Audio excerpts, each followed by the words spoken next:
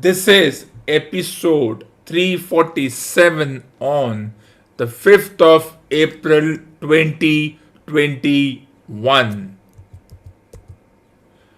The road to the 350th episode continues. The greatest talk show on the planet, hosted by the most popular talk show host, will celebrate with its fans the 350th episode. The road to the 350th episode continues as we are only 3 episodes away from celebrating another milestone episode.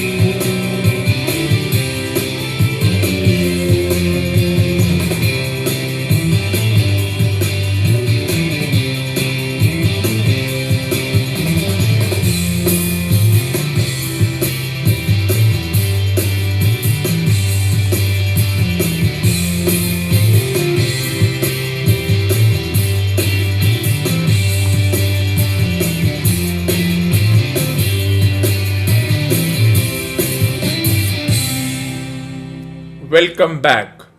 As we were discussing, the road to the 350th episode continues as the greatest talk show on the planet, hosted by the greatest talk show host ever on the planet, in the galaxy, in the universe, will celebrate with its fans the 350th episode. What else do we have on the plate tonight? We're going to discuss something which is abstract, yet something which is taken as concrete. In cricket, strike rates of bowlers and batters are something which are seen as that particular sport athlete's real contribution to the sport. Let's take an example. Once upon a time, cricket was perceived to be a simple game of bat and ball.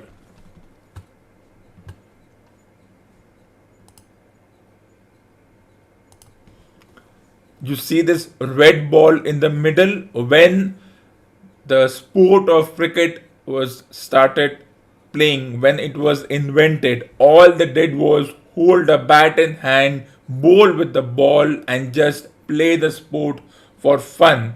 Over the years, over the past 150 years, it became complicated. It became a game of numbers and statistics, and slowly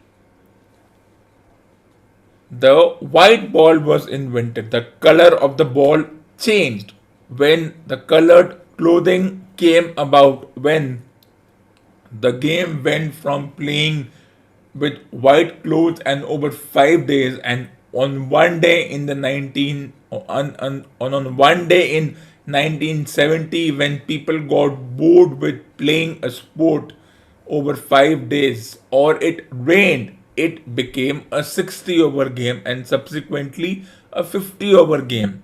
But till then, none of the commentators were referring it to as a red ball game or a white ball game. They were simply saying 50 overs and 5 days. But over the past decade, the current crop of commentators whose experience is amateur, whose style of conversation is like a rookie, And because they have nothing to contribute, and because their own sport was so mediocre that they have to use terms such as red ball, white ball, or add things such as leg spinners, finger spinners, and all the abstract and bizarre rules. As if the color of the balls was not enough. You see this picture on the top? It's a pitch, it's a simple, dead grassy knoll thing. The pitch is nothing more than a portion in the cricket ground which is dedicated to where the bowlers bowl and the batters bat. The bowlers come running in and they bowl to the batter, and it's an inanimate thing, it's a dead thing. But because of the mediocre content that the current commentators possess, the pitch report has become such an important part of their discussion. Will the pitch turn? Will it bounce? Will it spit? It has even covering of grass. There will be bit of swing. Now they moan that the white ball doesn't swing, which means after 5 6 overs or after 10 overs, depending on whether it's 20 overs or 50 overs, the white ball doesn't swing, which means it helps the batters, and the batters can score quick runs. And then they moan that the red ball also swings less. And because people were not interested in seeing the sport at 10 a.m. in the morning, at a time in which the 5 day game begins, they invented the pink ball, which means a day and night test match. Was the pink ball necessary? I think not.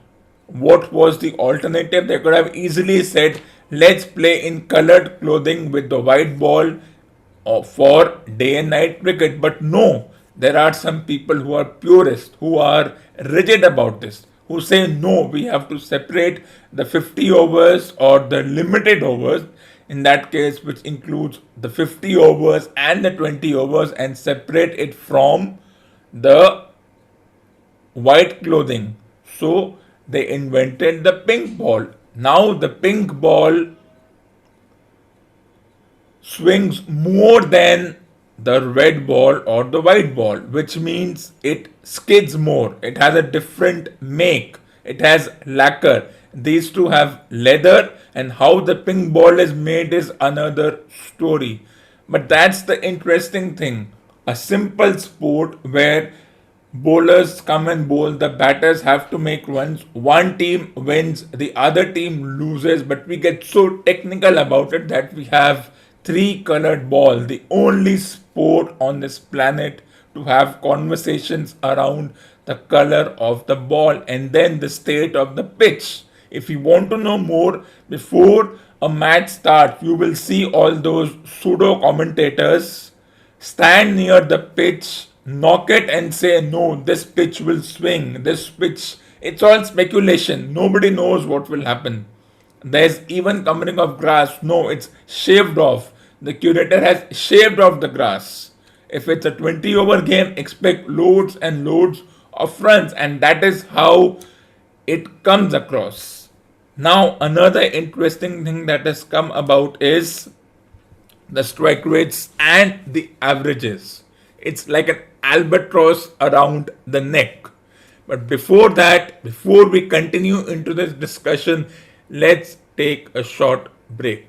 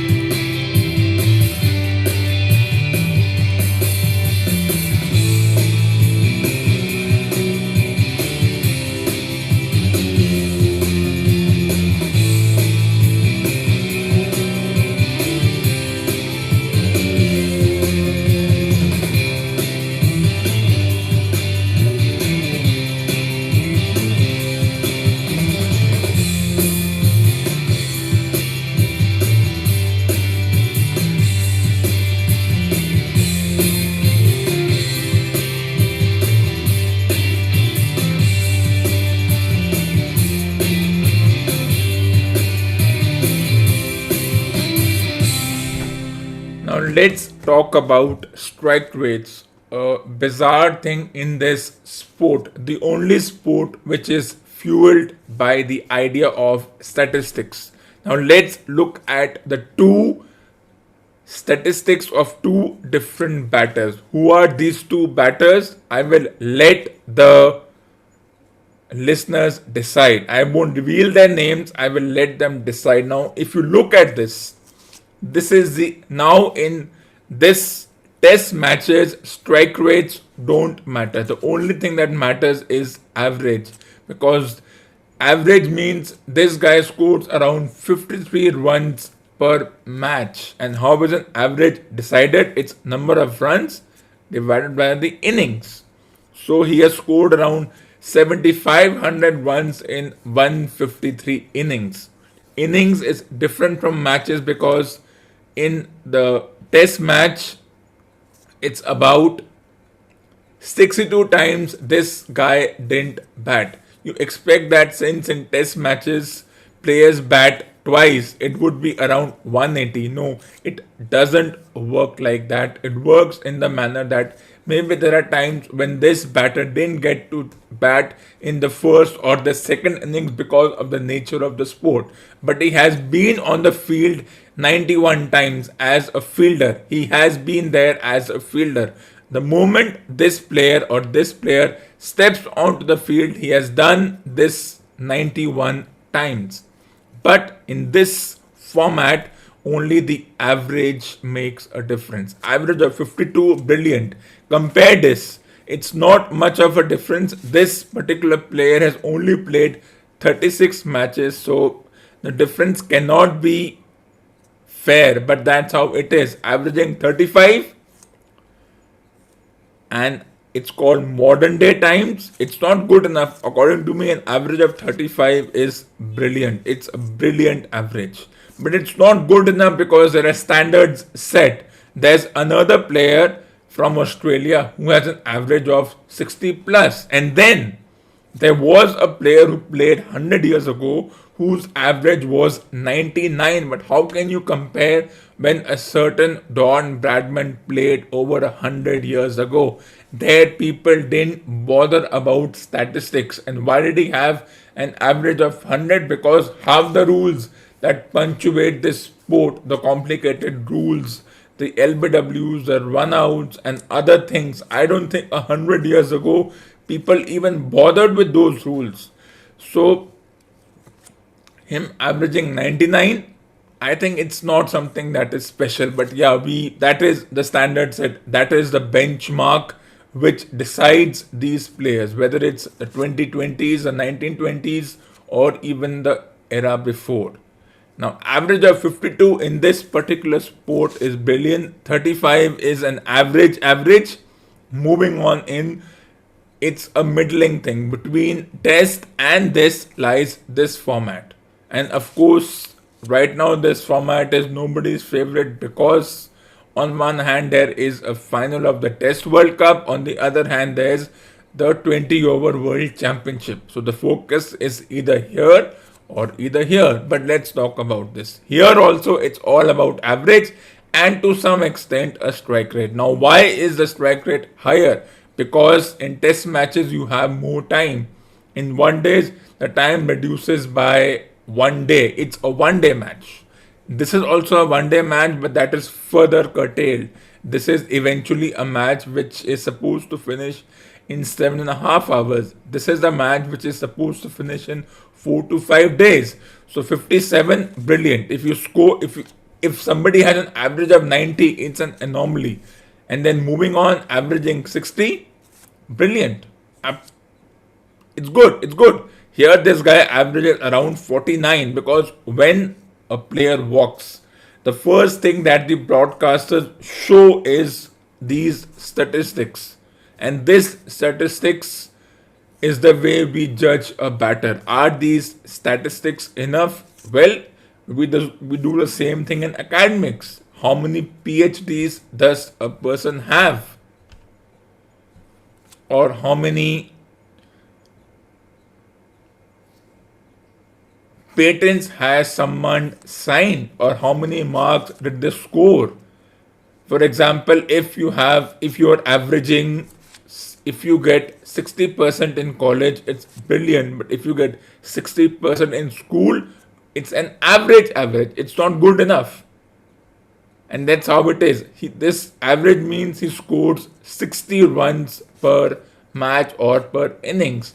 Strike rate means number of runs divided by number of balls, means he has scored 12,000 runs and he has faced, for example, 13,000 balls. So it's runs divided by balls becomes your strike rate around 94. But this can change. This is influenced match by match. This is over 250 plus matches. Now look at this player. He has played only 38 matches, which is not enough, but then that's how we judge certain players. And he averages 89. Strike rate 89, averaging 49, average strike rate of 90, which is good. Now look at this first. This guy has played around 190 domestic World Cup matches, and that's how he's going to be judged. He averages 39. After looking at all this, there would be a few pseudo disappointed faces. Averaging 39, strike rate of 130. No. It's not enough. It doesn't work. 130, no, you need to have a strike rate of 150. It's over 190 matches and everything that's been done. And this is how we judge a certain player of this sport. No other sport has this kind of an impact. But before we go further, it's time for a timeout.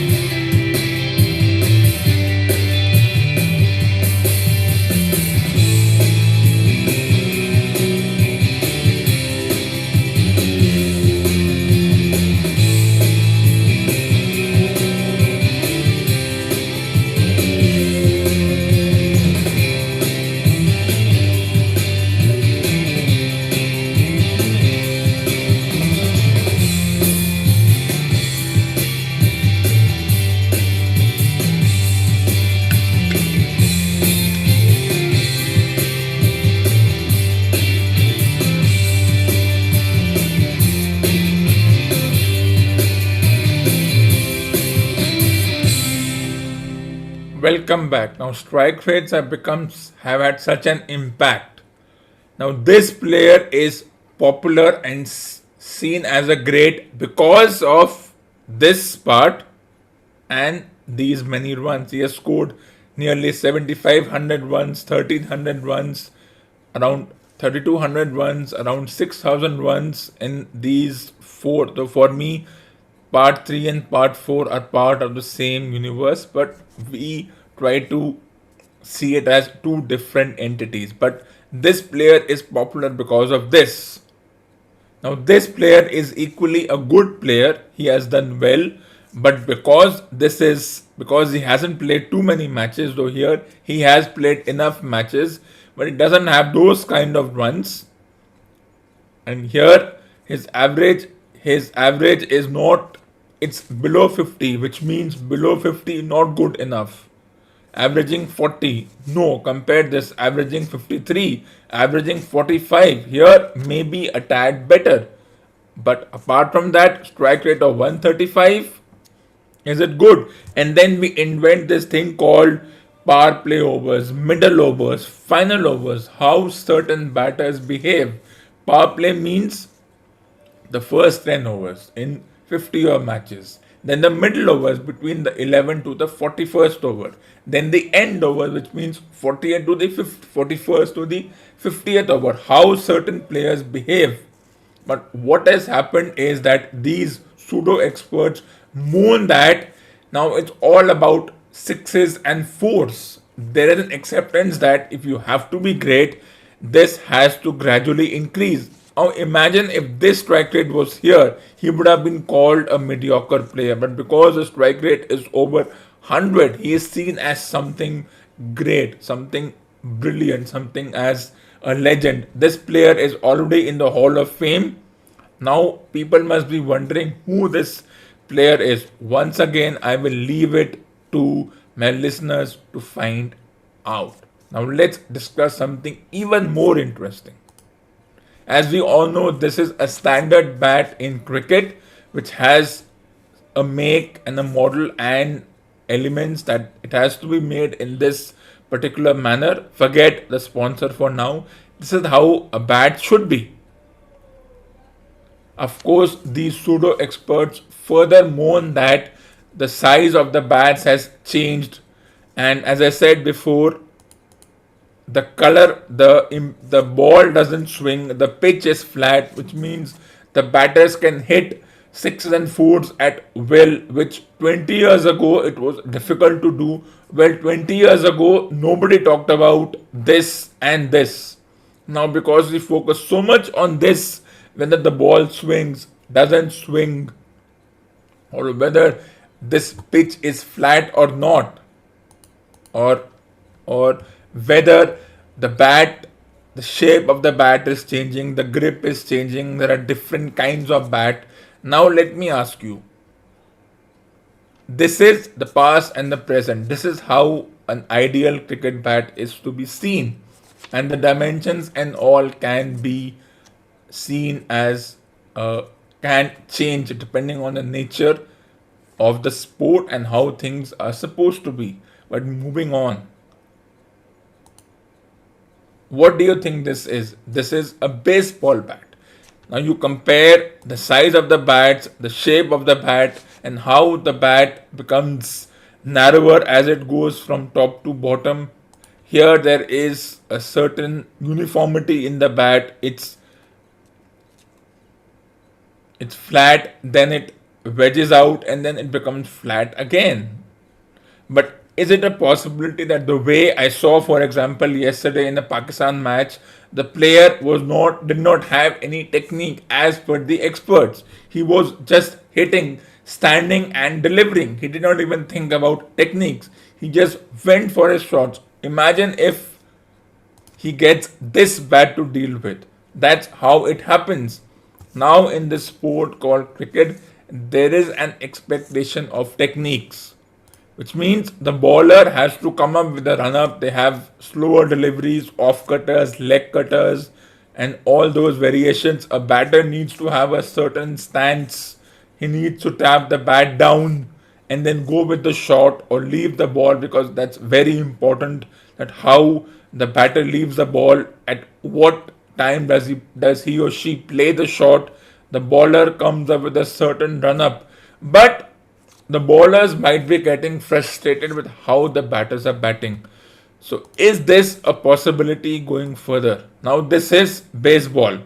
The batters have a stance like this, which is the stance that was exercised by the player yesterday from Pakistan, Fakhar Zaman. He was standing like this exactly, and he was just hitting without thinking. Will one day this part become this, that the bowlers also say I'm also just going to just throw the ball, but this is considered illegal in this sport, because as I said, not only the pseudo experts, the pseudo commentators, but even the governing bodies are rigid. There are multiple governing bodies. There is an MCC ruled in England who have been there since the 1870s. Their laws also influence. So if a bowler was to bowl like this, he would never be given a chance. Forget coming to international cricket. He would not be even allowed to have this kind of a bowling stance in his school cricket or college or even before school in the backyard, or as we call gully cricket. But I think this will become a possibility the way things are looking up, the way batters are shaping up. I like it. For me, fours and sixes work. I don't like batters making 0 of 10 balls and defending. Yes, you defend, but if you get out, you get out. In hockey, in baseball, 3 strikes and you are done. Will this be a possibility? Once again, see, look at how this batter is shaping up. You know who this batter is? Forget it, that's not important. Look how the bowler is coming up with a certain run up, with how he holds the ball. And then look at this, the pitcher, you call it a pitcher, the pitcher doesn't care. As long as he delivers the ball, that's more important. Whether he's throwing the ball, look at every. Now, one more thing. Should fielders in this sport wear gloves in one hand like fielders in baseball wear gloves, or like a bowler wears a glove? I think yes, they should, because we are too harsh when a fielder drops a catch. If the wicket keeper is allowed to wear gloves, I think every fielder, whatever their position is, whether outfielders, infielders, close-in fielders, slips, whatever their position is, I think it's time. In cricket, just as in baseball, fielders should be allowed glove in one hand. It's not cheating. A wicket keeper wears it. Why not other fielders? And should they be protected with some kind of protective equipment? Yes, they can be. But before we discuss this interesting thing further, let's have a timeout.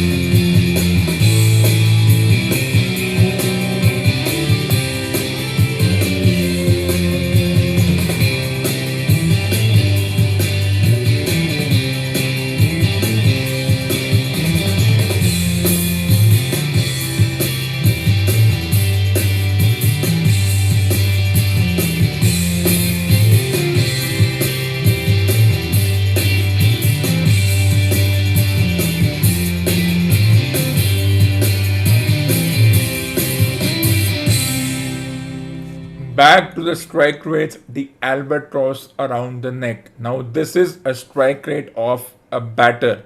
There's something called the strike rate and the average for a bowler.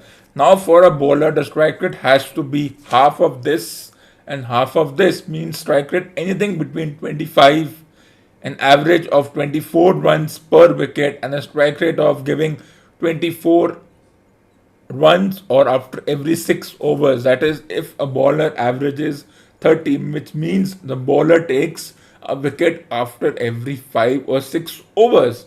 And if a bowler averages 24, which means on an average he gives 24 runs per his entire innings.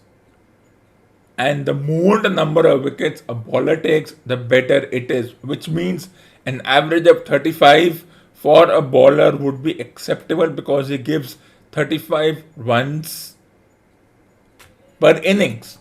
Now, there's one more thing which the bowlers have. They have something called an economy. Economy means how many runs they give per over. And that is why the statistics are becoming so important. This obsession in statistics in every domain, whether it's economy, sports, academics, or any other thing.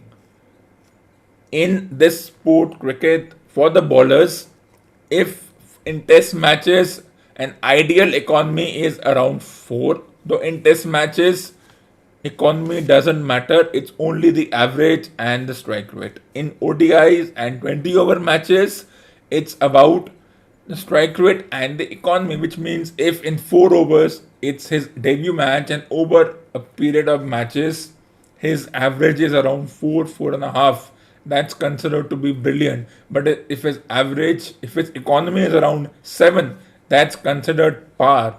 Talking about par, there's something called par in cricket. What is that? I'll discuss that very soon. Before that, let's take a short break.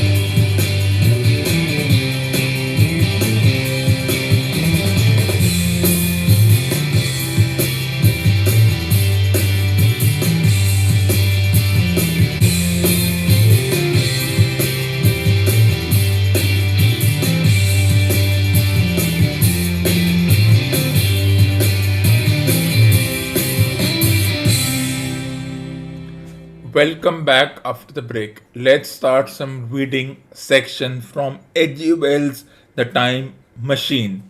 There was a minute's pause, perhaps.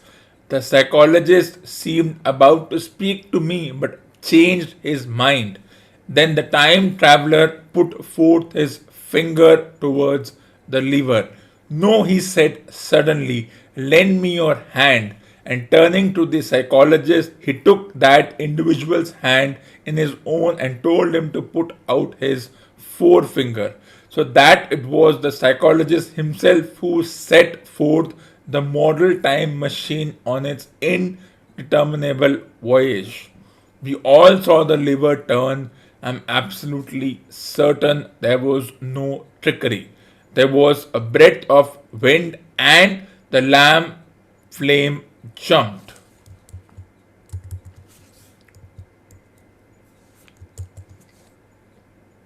One of the candles on the mantel was blown out, and the little machine suddenly swung around, became indistinct, was seen as a ghost for a second, perhaps as an eddy of family glittering brass and ivory, and it was gone, vanished. Save for the lamp, the table was bare.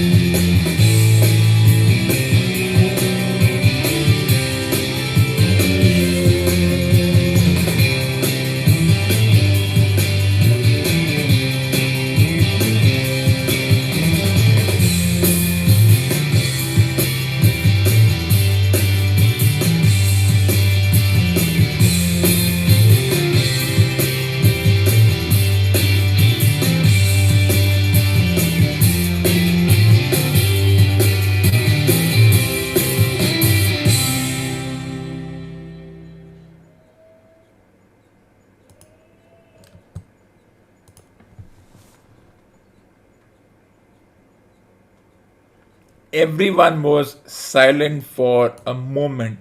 Then Philby said he was damned. The psychologist recovered from his stupor and suddenly looked under the table. At that time, the time traveler laughed cheerfully. Well, he said with a reminiscence of the psychologist. Then, getting up, he went to the tobacco jar on the mantel and, with his back to us, began to fill his pipe. We stared at each other. Look here, said the medical man. Are you in earnest about this? Do you seriously believe that the machine has traveled into time? Certainly, said the time traveler, stooping to light a spill at the fire. Then he turned, lighting his pipe, to look at the psychologist's face. The psychologist, to show that he was not unhinged, helped himself to a cigar and tried to light it uncut. What is more, I have a big machine nearly finished in there. He indicated laboratory, and when that is put together, I mean to have a journey on my account.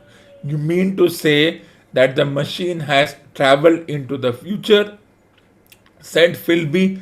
Into the future or the past? I don't know for certain. I don't for certain know which.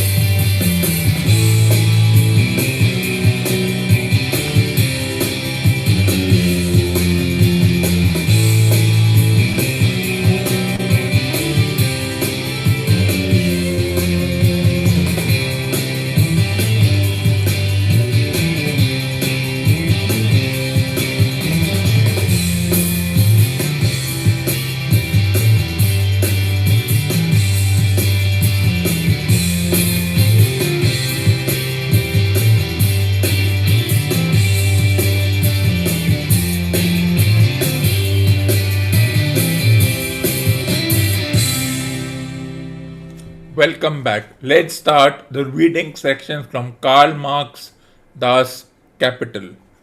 The utility of a thing makes it a use value, but this utility is not a thing of air.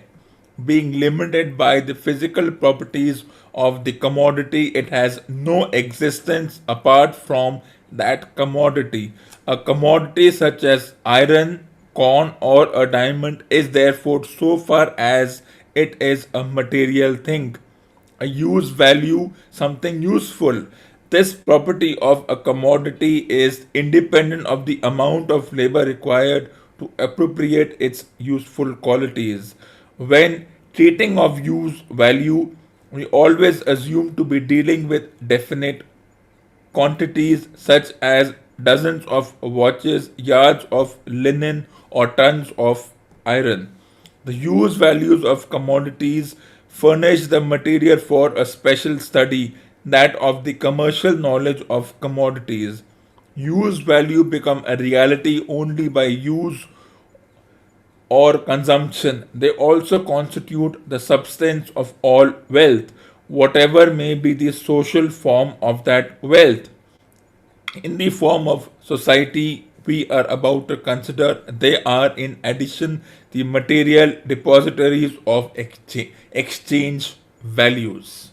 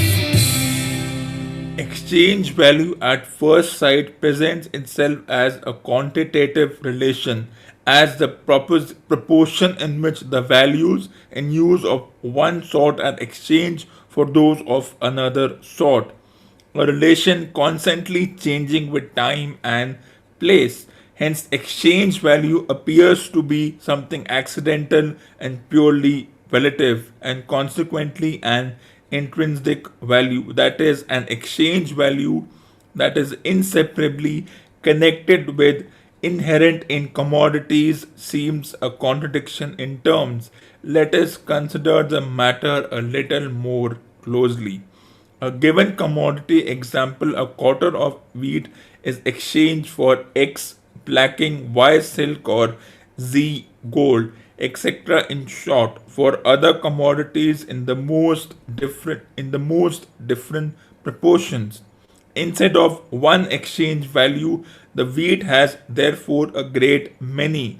But since X blacking, Y silk, or Z gold, etc., each represents the exchange value of one quarter of wheat, X blacking, Y silk, Z gold, etc., must as exchange values be replaceable by each other or equal to each other.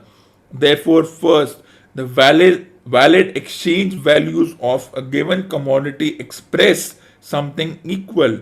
Secondly, exchange value generally is the only mode of expression, the phenomenal form of something contained in it, yet distinguishable from it.